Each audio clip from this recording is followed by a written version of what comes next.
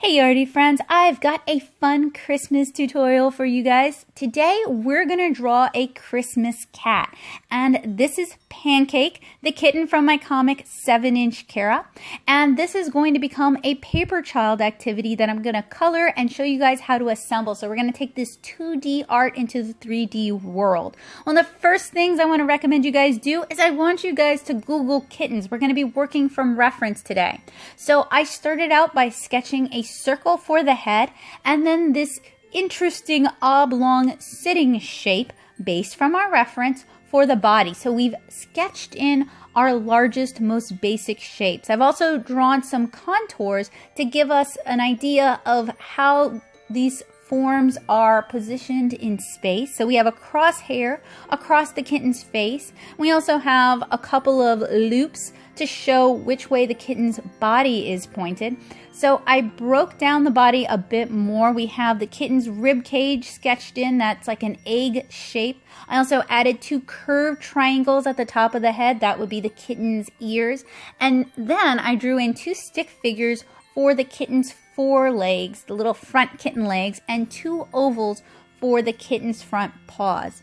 I also sketched in a large oval shape indicating the curved back leg, and I sketched in kind of a spaghetti-ish shape, I guess, a cucumber-y shape for the kitten's tail. So now that I have everything kind of sketched in and placed the way I want it, and let me remind you guys, I was referencing sitting kittens while drawing this, so this isn't just straight from my imagination. I am drawing from reference, which I recommend you do.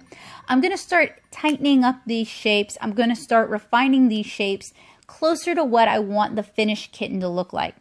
I'm also sketching in the kitten's face. So I'm using the 3-eye technique that you guys often see when I'm doing human drawing videos. I didn't like how those look, so I erased them and I'm going to draw them again. I want to normalize making and correcting mistakes since that often gets cut out of videos.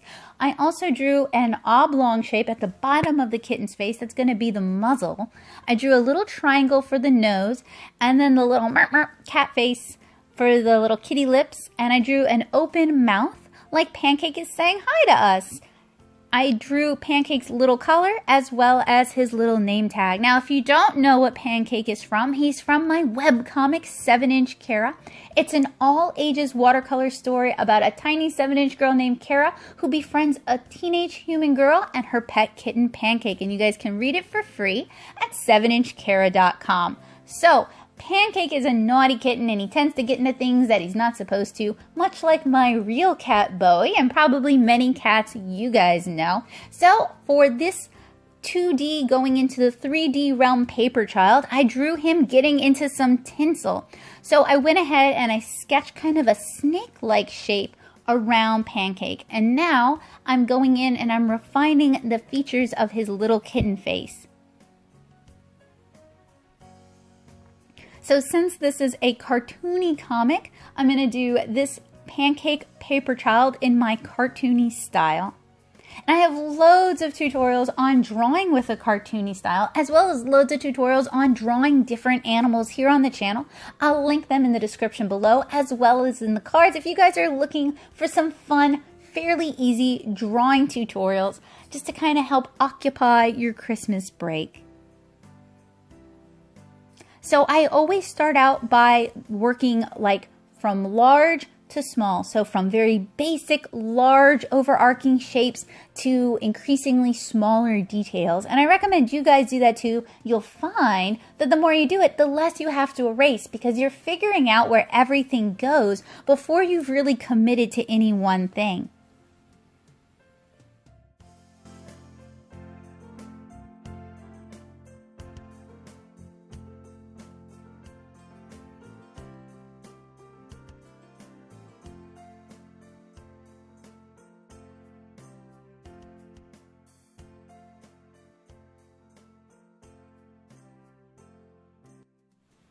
So now we have the basics of Pancake sketched out. It's time for me to start refining the tinsel that he's gotten into. Now it's important to me that it looks like tinsel. It doesn't look like a feather boa and it doesn't look like he's wrestling with a snake.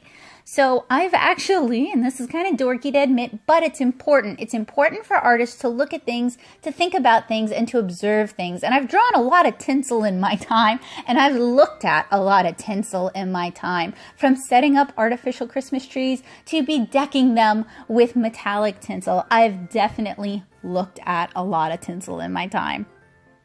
So what I'm doing is I'm drawing, it's kind of like a cross between feathers and fur and plastic, okay? So tinsel, the fibers are for the most part moving in the same direction, flowing in the same direction. So you don't want to just draw them sticking out all over the place unless the tinsel has basically been tied into a knot on itself, then they would be sticking out all over the place. But in general, they tend to flow in the direction that the tinsel is moving. So on Pancake's left side, all of the tinsel fibers are pointing downward and kind of to the left. And for the tinsel on Pancake's right side, they're all kind of pointing downward and to the right.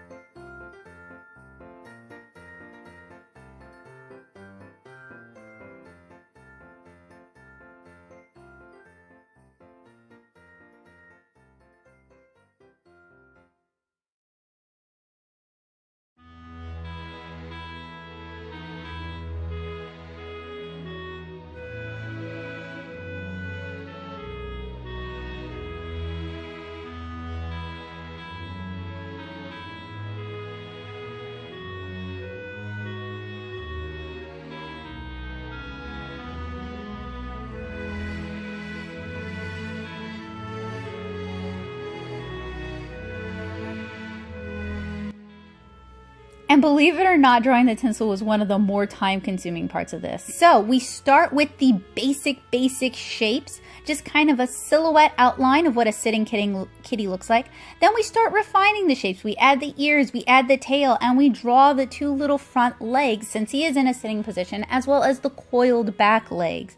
Then we start adding more details. We subdivide the face, we sketch in the eyes, the nose, the mouth, we add in the collar, and we refine the legs. Then finally, we draw in that ever important, ever time consuming tinsel. So it starts as kind of a snake-like shape, a tube-like shape. You want to think of it as a coiled cylinder, if that helps. And then we start breaking that down into individual details as well. I also started adding in some of the fur details on Pancake. So now that my basic details have been sketched, it's time for me to ink this. And I'm inking it with a waterproof and marker-proof brush pen, the Sakura Pigma FB, because in the second part of this tutorial, I'll show you guys how to watercolor this Christmas kitten. So I hope you guys will keep an eye out for that. Speaking of, if you're new to the channel, welcome. Hi, I've got loads of great tutorials for you. Almost anything art related you want to learn how to do, particularly if it's comics and cartooning, I've got you covered. So check out some of my playlists linked on my homepage. If you ever want to know how to do something specific and I haven't done a tutorial on it, you can chat me up during one of my live streams. I would be happy to show you, or you can come talk to me on my Discord server, The Paint Box. I'm going to link that down in the description below. It's a friendly art community where we encourage one another, we cheer one another, and when requested, we provide useful critique and commentary. We also totally geek out about art supplies. So if you're as into art supplies as I am, the Paint Box is definitely the place for you. If you want to learn more about watercolor, alcohol markers, or inking, that is a great place to start. So you can always request more drawing tutorials from me. I'll do my best to comply. Sometimes it takes me a little bit longer because I do tend to work on things in series and then release them. So actually, I'm usually working several months in advance. Christmas is different because I have a rule where I don't start working on Christmas stuff until Thanksgiving is safely behind me. So literally, the Friday after Thanksgiving, I'm working on Christmas stuff. Now that goes for gift guides, it goes for drawing tutorials, it goes for painting tutorials, and it goes for setting up my own Christmas tree. The only Christmas thing I start early is if I'm doing Christmas cards that year and I'm painting the Christmas cards. I might start those early because you do need to order them and it takes a while for them to come in. And I do start my Christmas shopping usually in September. So for inking this Christmas kitten, I am just kind of working in batches. So I started with the tinsel since the tinsel is kind of overlapping the cat. And I wasn't joking when I said this tinsel is the most time-consuming part of it. But it's important because it's what makes this pancake a Christmas pancake. And Pancake would most definitely be getting into bright, shiny, crinkly tinsel. Gosh, I hope he didn't take the whole tree down with him. That's a very Bowie, my cat, sort of thing to do. And my cat Remy did that one year. And I bet Pancake would either take down or climb the whole tree and then sit at the top. Maybe I should draw that. That sounds like fun.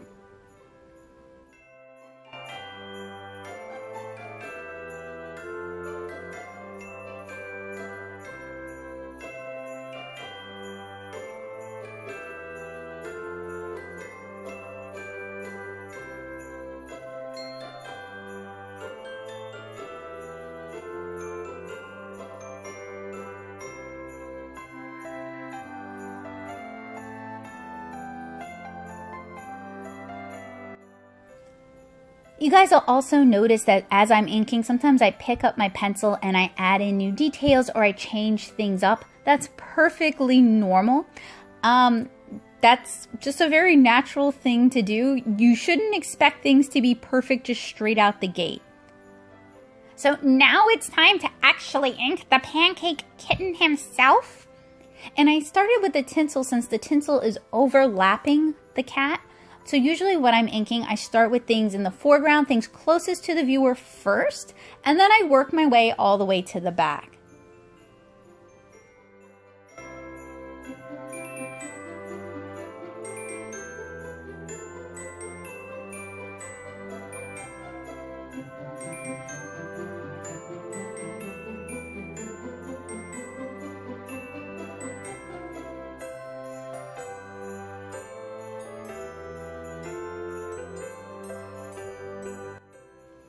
An exception to this is often faces. So with faces, it's really important that you don't make too many mistakes and that you kind of nail the details on the first go, especially when you're inking for watercolor, because it's not like I can pull out the whiteout and fix it. I gotta live with whatever mistakes I make. So often I will ink the faces first while my hand's still fresh and not all cramped and not all arthritis-y, because, you know, I do have early onset arthritis. And part of being an artist is working with, not working against your body.